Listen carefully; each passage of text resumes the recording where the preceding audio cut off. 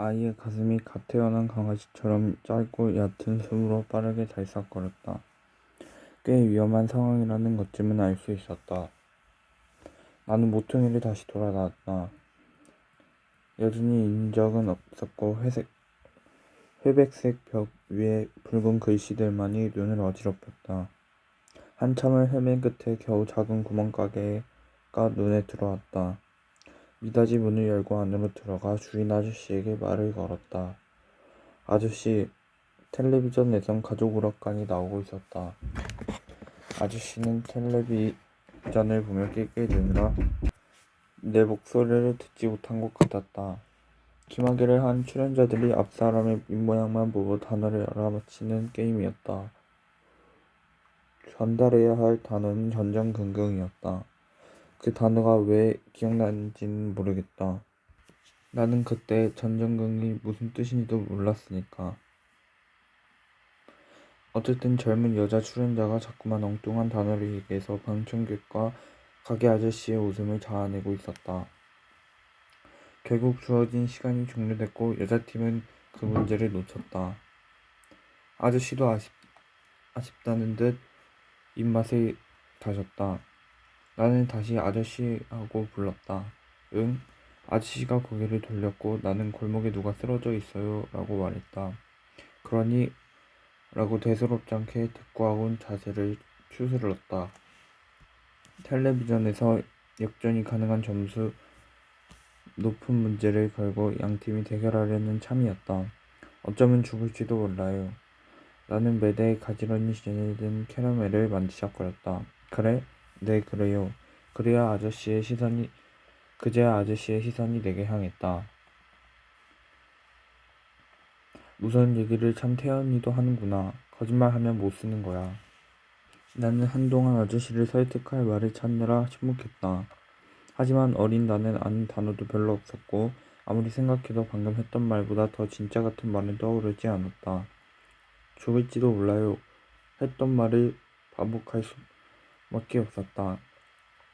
아저씨가 경찰에 신고를 하고 프로그램이 끝나기를 기다리는 동안 캐러멜을 꼼지락대며 만지작거리는 나를 보다 못한 아저씨가 아무것도 사지 않을 거면 그만 나가라고 하는 동안 그러고도 한참을 꾸물거린 경찰이 현장까지 가는 동안 나는 줄곧 차가운 바닥에 누워있을 아이를 생각했다. 그 애는 진작에 숨이 끊어져 있었다. 문제는 그 애가 바로 그 아저씨의 아들이었다는 것이다. 나는 경찰서 안 벤치에 앉아 아직 바닥에 닿지 않는 다리를 앞뒤로 휘저었다. 교차로 움직이는 발의 움직임이 차가운 바람을 일으켰다. 이미 깜깜한 밤이었고 졸음이 밀려왔다. 까무룩 잠이 들려는 순간 엄마가 경찰서 문을 밀고 들어섰다. 나를 본 엄마는 통곡하며 내 머리통을 아프도록 쓰다듬었다. 상봉의 기쁨이 채 식기도 전 다시 경찰서 문이 벌컥 열렸다. 온 얼굴이 눈물로 덮인 아저씨가 경찰들에게 몸을 맡긴 채 울부짖으며 들어왔다. 텔레비전을 보고 있을 때의 표정과는 사뭇 달랐다. 아저씨는 쓰러지듯 끌어안더니 몸을 떨며 주먹으로 바닥을 내리쳤다. 그러더니 벼랑간 몸을 일으켜 내게 소리 지르며 삿대질을 했다. 제대로 알아들을 수는 없었지만 내가 전달받을 의미는 이런 거였다. 네가 조금만 진지하게 말했더라면 늦지 않았을 거다. 옆에선 경찰이 유치원생이 뭘 알겠느냐며 고꾸라지려는 아저씨를 간신히 받아세웠다. 나는 아저씨의 말에 동의하기 어려웠다. 나는 줄곧 진지했다. 단 한 번을 웃지도 흥분하지도 않았다. 그런데 왜 그런 질책을 받아야 하는지 알 수 없었다. 하지만 6살의 짧은 어이로는 그런 의문을 표현할 수 없었기 때문에 그냥 잠자코 있었다. 나를 대신해 엄마가 목청을 높였다. 경찰서 안은 삽시간에 아이를 잃은 자와 아이를 찾은 자의 소란으로 아수라장이 됐다. 그날 밤 나는 여느 때처럼 장난감 블록을 가지고 놀았다.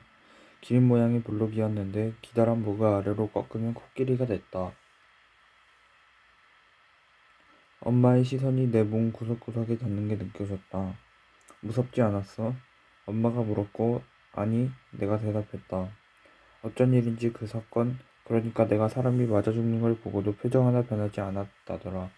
하는 얘기는 순식간에 퍼져나갔다. 그때부터 엄마가 걱정하던 일들이 계속해서 일어나기 시작했다. 초등학교에 입학하자 문제는 심각해졌다. 어느 날 하굣길에 내 앞을 걷던 여자애가 돌고리에 걸려 넘어졌다. 걔가 엎어진 채로 내 앞을 가로막고 있었기 때문에 나는 그 애가 일어나길 기다리며 여자애의 뒤통수에 매달린 미키마우스 머리끝만 바라봤다. 하지만 넘어진 애는 그 자리에서 울기만 했다. 갑자기 그 애의 엄마가 나타나 아이를 일으켜 세웠다. 그러곤 나를 흘기며 혀를 찼다. 친구가 다쳤는데 괜찮냐고 물어볼 줄도 모르니 소문은 들었지만 애가 정말 보통이 아니네. 할 말이 떠오르지 않아 입을 열지 않았다. 뭔가 사건이 일어났음을 감지한 아이들이 주변으로 몰려들었고 소곤대는 소리가 귀를 간지렸다. 모르긴 해도 아줌마가 한 말의 메아리 같은 말들이었을 거다. 그때 날 구한 건 할멈이었다. 할멈은 어디선가 원더우먼처럼 등장해 나를 번쩍 안아 올렸다. 함부로 말하지 마시오. 제 복이 없어서 넘어진 거지. 어디서 남 탓이야. 걸걸하게 일갈한 할멈은 아이들에게도 한 소리 하는 걸 잊지 않았다. 뭐가 재밌다고 보고 있어? 못난 것들. 무리에서 꽤 멀어졌을 때쯤 할멈의 얼굴을 올려다보았다. 꾹 다문 입이 앞으로 쭉 내밀어져 있었다. 할멈 사람들이 왜 나보고 이상하대? 할멈은 내민 입을 집어넣었다. 네가 특별해서 그러나 보다. 사람들은 원래 남과 다른 걸 배기지 못하거든. 에이구 우리 예쁜 괴물. 할멈이 나를 으스러져라 앉는 통에 갈비뼈가 아렸다. 전부터 할멈은 나를 종종 괴물이라고 불렀다. 그 단어는 적어도 할멈에게만은 나쁜 뜻이 아니었다. 솔직히 할멈이 붙여준 애정어린 별명을 이해하는 데는 시간이 좀 걸렸다. 책에서 본 괴물들은 예쁘지 않았다. 아니 예쁠 수 없는 게 괴물이었다. 그런데 할멈은 왜 날 예쁜 괴물이라고 부르는 걸까? 모순된 개념을 연달아 붙여서 의미를 낳으면 역설이라는 표현이 있다는 걸 알게 된 뒤에도 할멈의 방점이 예쁜에 찍혀있는지 괴물에 찍혀있는지를 잘 몰라 헷갈리곤 했다. 어쨌든 할멈은 나를 사랑해서 그렇게 부른다고 했으니 나는 할멈을 믿기로 했다. 엄마는 할멈에게 미키마우스 여자아이 사건을 전해 듣자 눈물부터 짠했다. 결국 이렇게 될 줄 알았어. 그래도 이렇게 빨리 드러날 줄은 몰랐는데. 듣기 싫다. 징징거릴 거면 네 방에 들어가서 문 꽉 잠그고 징징대. 베란간의 호통에 잠깐 눈물을 멈춘 엄마는 할멈을 한번 노려보더니 더 큰 소리로 울기 시작했다. 할멈은 찌릿찌릿 혀를 차곤 절레절레 고개를 젓더니 휴 한숨을 쉬곤 천장 구석을 무심히 올려다봤다. 할멈과 엄마 사이에서 볼 수 있는 대표적인 풍경이었다. 이렇게 될 줄 알았다는 말마따나 나에 대한 엄마의 걱정은 세월이 깊었다. 태어난 지 얼마 되지 않아서부터 나는 다른 아이들과 달랐으니까. 어떻게 달랐느냐 하면 나는 웃지를 않았다. 처음에는 그저 발달이 조금 느린 거려니 생각했다. 하지만 육아책에는 아기들이 생후 3일이면 웃기 시작한다고 쓰여 있었다. 엄마는 손을 꼽아 날짜를 세어보았다. 100일이 가까워지고 있었다. 웃지 않는 마법에 걸린 공주처럼 나는 꿈쩍도 안 했다. 엄마는 공주의 마음을 사려는 이국의 왕자처럼 온갖 방법을 다 썼다. 손뼉도 치고 딸랑이도 색깔별로 서서 흔들어대고 동요에 맞춰 코믹 댄스도 놨다. 그러다 지치면 베란다에 나가 담배를 한 대씩 피웠다. 나를 가졌다는 걸 안 뒤 간신히 끊었던 담배였다. 그 무렵 엄마가 찍어둔 동영상을 본 적이 있었다. 땀을 뻘뻘 흘리는 엄마 앞에서 어린 나는 그저 바라보기만 한다. 아기의 눈빛이라기엔 너무나 깊고 잔잔하다. 웃지 않을 뿐 영유아 검진 결과 내 키나 체중, 행동, 발달은 또래의 평균에 속했다. 대수롭지 않게 여긴 동네 소아과의 의사는 아기는 건강히 무럭무럭 크고 있으니 걱정 말라며 엄마를 돌려보냈다. 엄마도 단지 내가 다른 아기들보다 조금 무뚝뚝한 것 뿐이라고 애써 위안하려 했다. 하지만 돌이 지날 무렵 진짜 걱정할 만한 일이 벌어졌다. 어느 날 엄마는 뜨거운 물이 든 빨간 주전자를 탁자에 올려놓았다. 분유를 타느라 엄마가 뒤돌아서 있던 사이 나는 주전자에 손을 뻗었고 다음 순간 주전자가 탁자 아래로 떨어졌다. 주전자가 나동그라치며 마를 물이 퍼졌다. 아직까지도 희미하게 남은 화상 자국이 그때의 훈장이다. 나는 자지러지게 울어댔고 엄마는 내가 앞으로 뜨거운 물이나 빨간 주전자를 무서워하게 될 거라고 생각했다. 다른 아기들은 보통 그랬으니까. 그런데 아니었다. 나는 물도 주전자도 두려워하지 않았다. 그 안에 든 물이 차갑든 뜨겁든 여전히 빨간 주전자를 보며 손을 뻗었다. 그뿐이 아니다. 나는 아랫집에 애꾸는 영감도 영감이 빌라 화단에 메어놓은 커다란 검둥개도 내게 무서운 존재가 아니었다. 나는 백태가 껴 허연 영감의 눈동자를 빤히 들여다보았고 엄마는 잠깐 눈을 뗀 사이에 날카로운 이빨을 드러내며 사납게 짖어대는 개에 다가가 손을 뻗었다. 그 개가 옆집 아이를 물어 피가 나는 걸 본 뒤에도 그랬다. 엄마가 불이 나게 달려온 게 한두 번이 아니다. 그런 몇몇 일들을 겪으며 엄마는 때때로 지능이 낮은 건 아닌지 걱정했다. 내 외모나 행동에서 딱히 지능이 낮다고 판단할 만한 근거는 보이지 않았다. 나라는 아이를 어떻게 이해해야 할지 헷갈린 엄마는 엄마답게 좋은 쪽으로 해석하고자 했다. 또래에 비해 겁이 없고 침착한 아이. 엄마의 일기장 속에는 내가 그렇게 묘사되어 있었다. 그렇다고 하더라도 만 4살이 지나도록 좀처럼 웃지 않는다면 불안이 극에 달할 법도 하다. 엄마는 내 손을 잡고 더 큰 병원에 찾았다. 바로 그날이 내 기억에 최초로 각인된 날이었다. 물속에서 본 것처럼 아른아른하다가 때때로 선명해지는 장면. 하얀 가운을 입은 남자가 내 앞에 앉아있다. 그가 만연의 웃음을 띠고 여러 가지 장난감을 차례로 보여준다. 그중 몇 개는 직접 흔들어 보이기도 한다. 이번엔 내 무릎을 작은 망치로 톡톡 두들긴다. 생각지도 않게 종아리가 그늘 뛰듯 하늘로 벅차고 올라간다. 남자는 내 겨드랑이 사이로 손가락을 넣는다. 나는 간지러워서 조금 웃는다. 이번에는 그가 사진을 보여주며 몇 가지 질문을 던진다. 그중 한 가지 사진은 기억에 또렷이 남아있다. 사진 속의 아이는 울고 있어. 엄마가 없어졌기 때문이야. 이 아이의 기분이 어떨까? 나는 답을 몰라 옆에 앉은 엄마를 올려다본다. 엄마는 미소를 짓고 내 머리를 쓰다듬어 준다. 그러다 문득 아랫입술을 지그시 문다. 얼마 후 엄마는 우주여행을 간다며 나를 어디론가 데려갔다. 그런데 도착한 장소는 병원이었다. 아픈 데도 없는데 왜 여기 왔느냐고 물어보지만 엄마는 답해주지 않는다. 나는 차가운 어딘가에 눕는다. 하얀 통 속에 빨려 들어간다. 띠띠띠 이상한 소리가 난다. 우주여행은 시시하게 끝이 났다. 또다시 장면이 바뀌면 갑자기 가운 입은 남자들의 수가 늘어 있었다. 그중 가장 나이든 남자가 흐릿한 흑백 사진을 보여주며 내 머릿속을 찍은 거라고 한다. 거짓말. 딱 봐도 저건 내 머리가 아니다.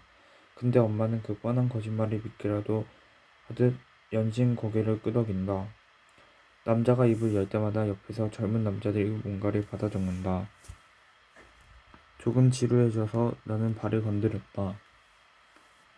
건드리거린다. 그러다 의사의 책상을 몇 차례 친다.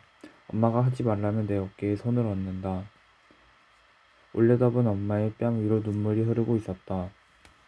그 뒤로 남아있는 그날의 기억은 엄마가 온통 우는 모습뿐이다. 엄마는 울고 또 운다. 대기실로 나온 뒤에도 마찬가지다. 텔레비전에 만화가 나오는데 엄마 때문에 집중할 수가 없었다. 우주 전사가 악당을 물리치는데도 엄마는 울고만 있다. 결국 대기실 옆자리에서 졸고 있던 할아버지가 호통을 친다. 청승 좀 그만 떨어. 아까부터 시끄러워 죽겠네. 그제야 엄마는 야단 맞은 여중생처럼 입술을 꽉 오므린 채 몸만 들썩들썩한다. 엄마는 내게 아몬드를 많이 먹였다. 나는 아몬드라면 미국산부터 시작해서 호주산, 중국산, 러시아산까지 우리나라에서 수입되는 종류는 다 먹어봤다.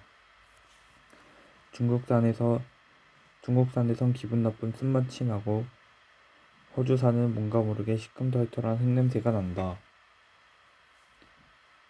우리나라에서 나는 것도 있지만 내 입엔 역시 미국산, 그 중에서도 캘리포니아산이 최고다. 이제 태양빛을 잔뜩 머금어 은은한 갈색빛이 도는 캘리포니아산 아몬드를 먹는 나만의 방법을 알려주겠다. 먼저 아몬드 봉지를 집어들고 그 안에 든 아몬드의 촉감을 느껴본다. 포장지 아래로 만져지는 단단한 알맹이들이 고집스럽다. 봉지 윗부분을 가만히 뜯고 이중 처리된 지퍼를 연다.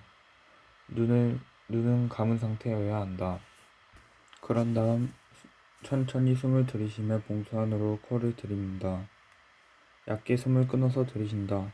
향이 몸속까지 도달하는 시간을 최대한 확보하기 위해, 그리고 마침내 아몬드 향이 깊이 들어찼을 때 반 줌 정도 입안에 털어넣는다.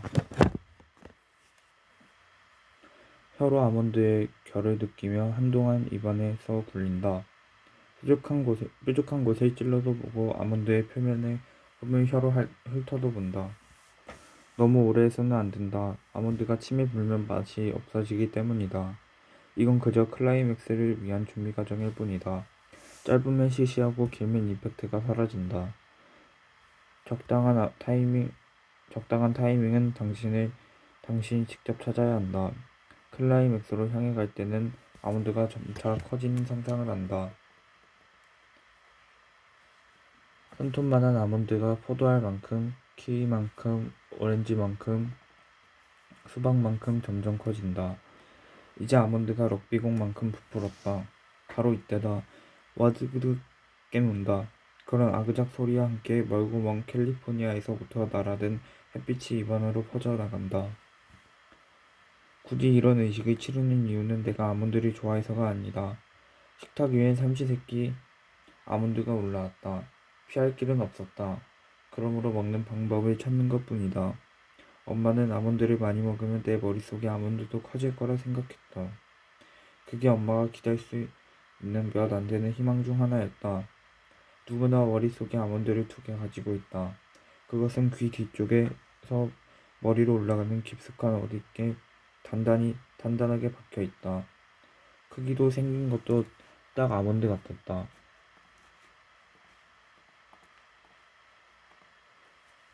복숭아 씨를 닮았다고 해서 아미그달라든지 편도체라고 부르기도 한다. 외부에서 자극이 오면 아몬드에 빨간불이 들어온다. 자극의 성질에 따라 당신은 공포를 자각하거나 기분 나쁨을 느끼고 좋고 싫은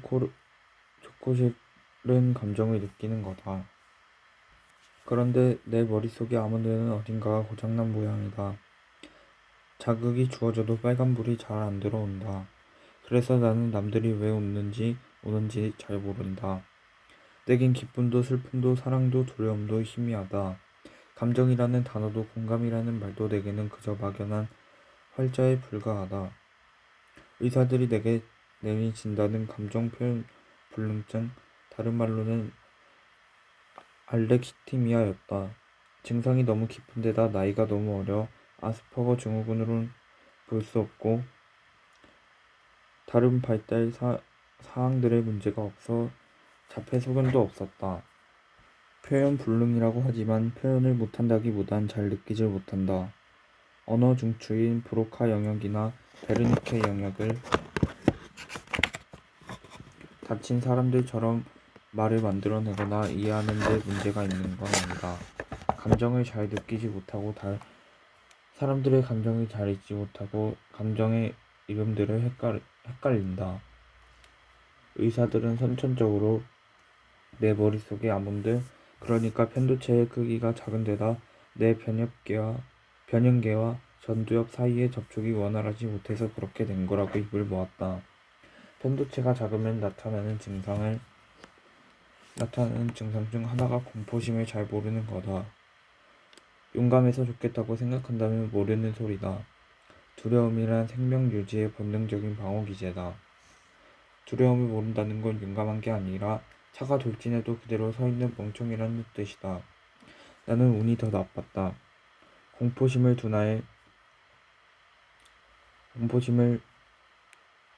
두나 외에 나처럼 전반적인 감정 불능까지 오는 경우는 매우 드물었다. 불행 중 다행은 이 정도로 작은 편도체를 가지고도 딱히 지능 저하의 소견이 없다는 것 정도였다.